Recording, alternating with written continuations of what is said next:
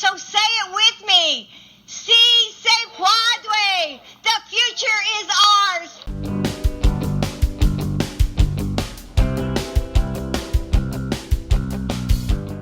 Welcome to my channel, Outspoken Samantha. If you are new here, welcome. I would love it since you clicked on the video to watch it if you would also click on that subscribe button to help me to grow this channel.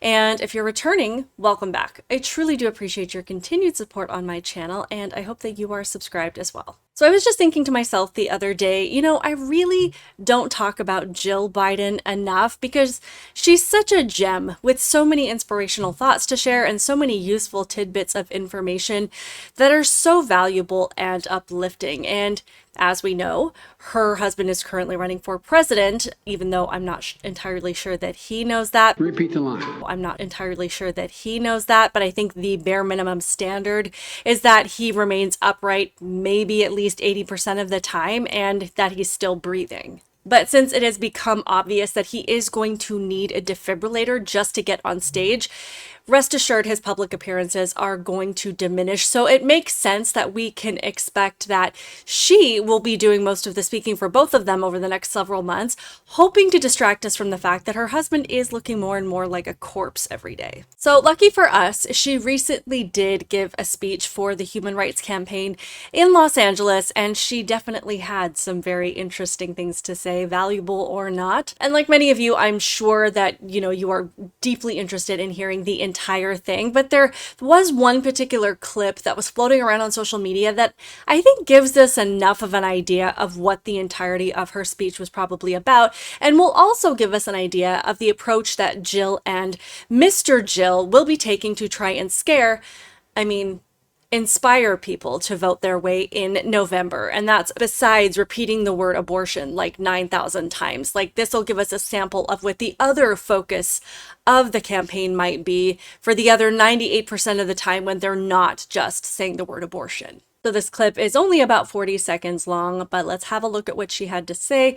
And then, of course, we will just have to respond to it on the other side and see if any of us feel more inspired. History teaches us that democracies don't disappear overnight. They disappear slowly, subtly, silently. A book ban, a court decision, a don't say gay law. Before World War II, I'm told, Berlin was the center of LGBTQ culture in Europe. One group of people loses their rights, and then another, and then another. Until one morning you wake up and you no longer live in a democracy. Great. So basically, the approach here is to equate keeping children from reading sexually explicit material in school, particularly without the knowledge or oversight of their own parents, to the book banning of the 1930s in Nazi Germany. So basically, what Jill is heavily relying on here are two things: that people do not know their history and that people will not do their own research, and they'll just believe what she is telling them. Because once people read accurate history and do their own research on what is really happening with the books in schools today, which are nothing like the book burnings and the book bannings of the 1930s, they will realize that she is lying and that she thinks people are stupid and that they need people to be stupid in order to gain support. Because again, people who know history know for a fact that what is happening with the books in schools right now is nothing like what happened in the 1930s, and that it's really just about making sure that what kids have access to in their school libraries is appropriate for their age and for the learning environment that is supposed to be dedicated to education. No one is burning these books in the streets like they did in the 1930s. No one's hunting down every copy of any of these books in existence, destroying them and arresting people for possessing them like they did in the 1930s. No one is stopping these books from being published or stopping anyone from accessing them like they did in the 1930s. No one is protesting the publishers' bookstores and today's Amazon or Kindle or personal book collections with these items, and no one's burning anything. And these guys should know what burning things down looks like, since they burned down half of Portland, Detroit, and Los Angeles in 2020. So yeah, if you believe that the book vetting process that is happening now because teachers and administrators have proven that they can't be trusted to provide age-appropriate material to children anymore, then you are the target audience that Jill is looking for. You will believe exactly what you're told, and you will be afraid of something that literally is not happening anywhere. Good for you. And this also applies to this don't say gay law thing that people on the left keep repeating, knowing that they can convince you that this is a thing because there are too many people who just do not want to think for themselves anymore, because there is no such thing as a don't say gay law. Because you know how I know that? There are millions of gay people living peacefully in Florida right now as we speak. No one has died, no one has gone into hiding, no one is being arrested for living as a gay person or talking about being gay or saying the word gay.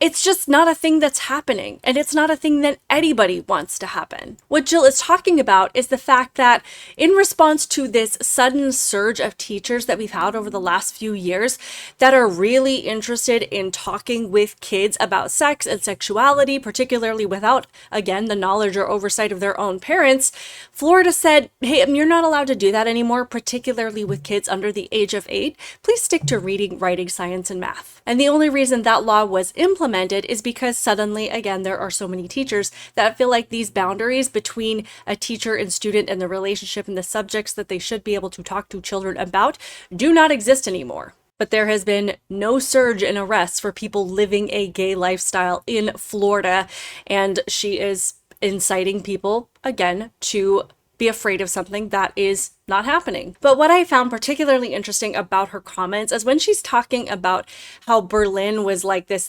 thriving space for LGBTQ people just after World War I. This particular 5-year time span was known as the Weimar Republic of Germany. And this particular comment would, of course, take a little bit more research.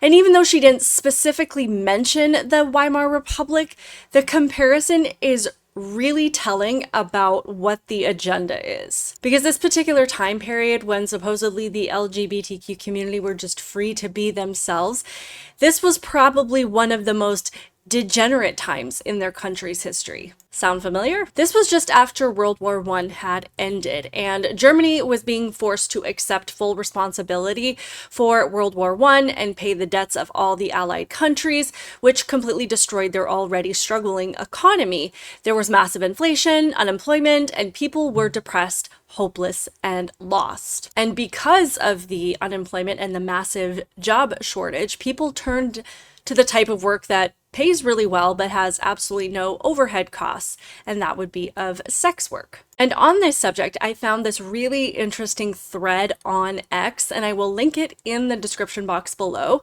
because they also attach a documentary about this particular time period, and I just think it's fascinating altogether, but I will read just a couple of snippets from it. Amidst the dire economic conditions, Germans flocked to urban hubs in pursuit of job opportunities, and one of the most popular job sectors happened to be one of humanity's oldest industries, the sex industry.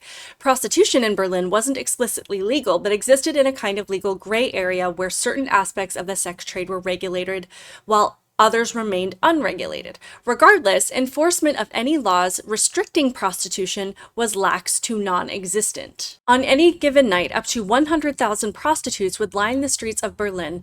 Every type of prostitute was available. Midgets, pregnant prostitutes who lined up on the street according to how pregnant they were, prostitutes that purposely tried to be ugly, prostitutes with acid-scarred faces, prostitutes with missing limbs, mother and daughter prostitute pairs, dominatrixes, even hunchback prostitutes. Interracial, intergenerational, forced or abusive sex acts were all available for the right price. There was also a large male prostitution industry, and homosexual men from across Europe came to Germany to pay for homosexual sex. Also, unlike most cities, Berlin boasted having not a single red light district, but multiple. Alongside prostitution and homosexual clubs, porn also enjoyed a golden age during the Weimar Republic. Like prostitution, porn existed in a kind of legal gray area where any regulation around it was lax to non-existent. Images could be purchased under the counter at most street media kiosks. According to one report, there were as many as 30 homosexual publications on any given Berlin media kiosk. Above all, pornography featuring models who bore a resemblance to the biggest movie stars of the day, such as Marlene Dietrich or Greta Garbo, were in the highest demand. Drug use in the Weimar Republic also ran rampant, and Berlin gained a reputation as a drug-dealing hub around Germany and Europe. Cocaine was the most popular drug in the Weimar Republic and only required a simple prescription from a doctor. That said, opium, a predecessor to heroin, morphine, and amphetamines were all readily available and extensively used as well. The drug usage was so pervasive, there was even experimentation with using drugs for scientific sexual purposes. One of the chief scientists behind this experimentation with sex was a man named Magnus Hirschfeld. Now, this is important. It goes through a lot of the belief systems that Magnus Hirschfeld had, and I highly recommend researching this individual. But it says his crowning achievement of debauchery, however, occurred in July of 1919 when he opened the Institute of Sexual Research in Berlin. The institute's stated purpose was to establish the sexual sciences. It was at the Institute for Sexual Research where the initial rubric for the innumerable genders we see in leftism today originated. The institute even performed sex reassignment surgery. At the Institute, Hirschfeld developed a system which categorized 64 possible types of sexual intermediary, aka genders, and it was Hirschfeld who coined the term transvestite in 1910 and the term transsexual in 1923. The Institute of Sexual Research also housed a massive library for any and all homosexual, transsexual, and erotic literature. The Institute had places for homosexuals to stay overnight, as well as some of the first counseling services specifically tailored to homosexuals. Homosexual-specific medical services were provided in the Institute as well. The Institute also housed the Museum of Sex, an educational resource for the public, which was reported to have been visited by school classes. So these are all the things that Jill Biden is referring to when she is trying to highlight this particular time in history for LGBTQ people to be proud of. And the fact that she's pointing to this era as some kind of bright light in history tells us everything we need to know. To be clear, the rights that Jill Biden and all of these people on the left keep lying about and saying that these rights are being taken away, these things have never been rights to begin with. There has never been a right to put sexually explicit material in school for kids. And we are not talking about regular sex ed classes that I went to, that you probably went through, and that even two of my kids at this point have been through, which do have age-appropriate material and very pointed and appropriate explanations for things. We are not talking about that. This is graphic, explicit, depraved material that most adults wouldn't read. Yet they've tried to normalize this stuff in school, and then when we say, no, that's not appropriate, then they say that we're taking rights away. It has never been the right of a teacher to privately talk to a child about sex or their sexuality, or hide a child's mental health or identity issues from their parent, or have conversations with them about sexual subjects, again, without their parents' knowledge or oversight, ever. But these guys keep trying to normalize things that have never been a right to do, and then say that their rights are being violated simply when parents are like, no, that is my child, not yours. There's no such thing as someone else's child. Our nation's children are all our children. And we haven't needed laws to stop these things in the past because the majority of the public had a fairly strong moral compass and the ideas of right and wrong, especially when it came to children, were never political. It was just a matter of right and wrong. It is their actions of trying to make perversion normal, particularly in the presence of children, that has forced our hand and say, well, we didn't need a law before, but we do now, because if we don't, you guys are just going to keep going down this road with no plan of stopping and no line that you won't cross. And that is what Jill and Mr. Jill and the rest of the left represent right now. And just as a side note, I do have to say that one of the most vile things about Jill Biden is the elder abuse that she commits on a daily basis. I mean, it's bad enough that he's being abused by his own party, but this is his wife. Clearly, he has been in decline for quite a while, but she is as willing as anyone else to keep him front and center, even if it means wheeling him in on a wheelchair with drool spilling down his chin. And I think that that's a truly vile and despicable thing for your own spouse to do to you. But it also means that we are going to hear more from this shining light of inspiration and intelligence over the next few months, so I guess we better get used to it. Anyway, let me know your thoughts on all of this in the comments below, and let me know if you would love to hear more about Jill Biden on a more frequent basis. Please be sure to hit that like button. It helps way more than you know. I would love it if you would help me to grow this channel. Please hit that subscribe button. Keep it real, guys, and I will see you in the next one. Bye.